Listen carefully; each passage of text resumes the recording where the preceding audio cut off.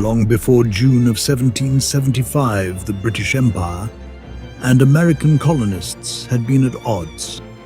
In an effort to pay massive war debt following the French and Indian War, England had, without Americans' representation, passed a series of punitive taxes and laws on their subjects in the New World. When the British requirements met colonial resistance, Britain sent 4,000 soldiers into Boston to enforce the measures. In irony, the British soon found themselves prisoners of the city in what soon became known as the Siege of Boston. By controlling the heights of Roxbury, the colonists were able to control the British within the walls of the harbour town. But the two sides found themselves at an impasse.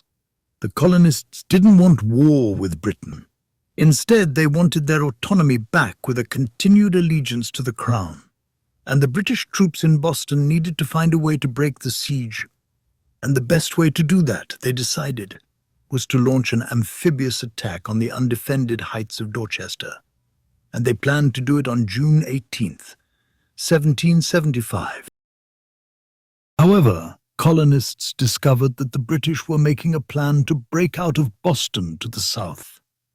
To disrupt those plans, colonists decided to fortify the heights of Charlestown to the north, under the direction of Artemus Ward and Joseph Warren. Ward had been a military officer in the French and Indian War and had enjoyed a career in politics and law in Massachusetts. Joseph Warren was a well-known and respected physician, an influential leader in the Sons of Liberty, and the man who directed Paul Revere and William Dawes to warn patriots that British soldiers were coming to Lexington and Concord.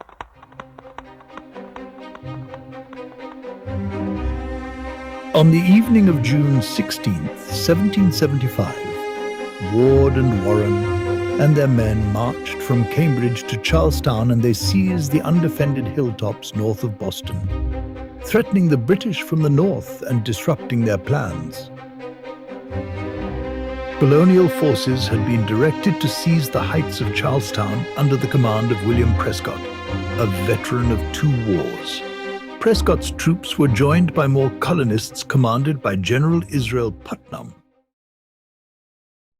And together these men proceeded across the Charlestown ridgeline, marching past their original target, Bunker Hill, and favoring a location closer to Boston and more defensible. Colonel Prescott, apparently in breach of orders, decided to fortify a lower point on the ridgeline known to locals as Breed's Hill, which was 62 feet above sea level in Charlestown. Without major siege weapons, the colonists would have to be as close as possible to Boston to threaten the British positions. Arriving at midnight, colonists used shovels and pickaxes to build earthen fortifications known as redoubts. By daybreak of June 17th, the British became aware of the colonial forces on the peninsula and mounted an attack. Although the colonists had the initiative, the British had the firepower, and from their Copp's Hill battery and from 7 major warships on the Charles, an aggressive barrage of cannon fair-hailed at the colonial defenses. Unfortunately, the assault had little effect on the colonial fortifications because British guns could not get high enough to hit the redoubts directly.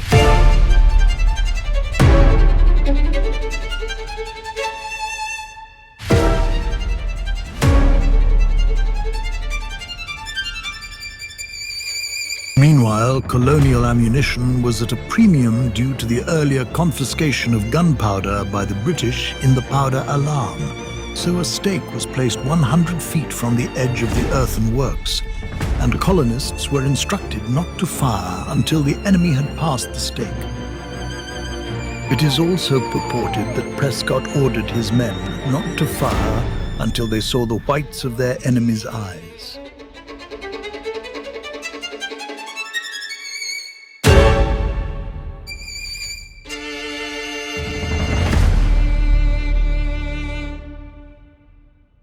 Unable to harm the redoubts from the cannon fire off their ships, General William Howe and Brigadier General Robert Pigot ordered some 2,300 British soldiers to disembark the ships and mount an assault on Breed's Hill. At the colonial redoubts, Prescott realized he needed to strengthen his position. Among his reinforcements was General Joseph Warren, but knowing more about medicine and politics than war, Warren declined a leadership position intending to fight as a basic infantryman, saying, "I hope to die up to my knees in blood." Meanwhile, Howe, believing he was facing an undisciplined, part-time militia, certainly no match for the British professional and well-trained soldier, mounted a frontal attack. Hoping their line would serve as a distraction, allowing a second wave of British soldiers to march to the right of the colonists and surround their redoubt, Howe's men marched in a line up Breed's Hill, but they were greatly hindered by tall grass, fences, and colonial sniper fire from Charlestown. The British arrival was met with ferocious musket fire, causing them to retreat. One account recalls that the British were mowed down as if by the sudden sweep of a scythe.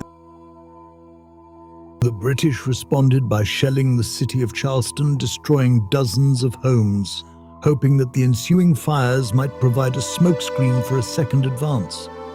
However, a light breeze scattered the smoke, and again they were picked off by colonial musketeers. But colonial ammunition was running out. By 4:30, the British began their third and final assault. Most colonists within the redoubt had no gunpowder.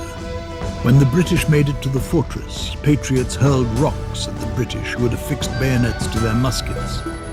American colonists used the butts of their rifles, knives and tomahawks to fight, but it was a hopeless effort, and many colonists began to withdraw.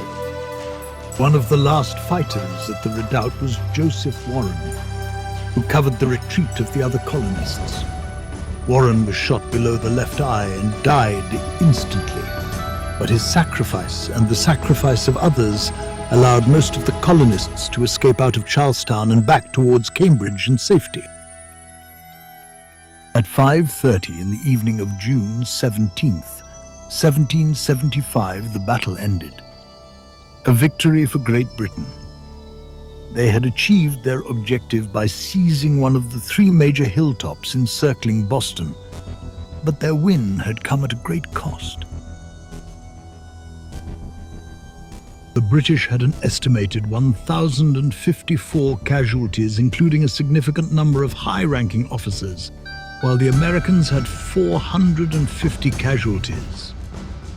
Back in Britain, after learning of this battle, King George III signed a proclamation of colonial treason declaring that this rebellion would be suppressed by any means necessary. As for the patriots, though defeated, they were not demoralized. They had fought the British strategically and bravely. Those who chose to keep the British bottled up in Boston became the nucleus of the Continental Army. And the job of transforming these brave-hearted ragtag men into a fighting force became the responsibility of George Washington, who assumed command in Cambridge, Massachusetts, within 2 weeks of the erroneously named Battle of Bunker Hill.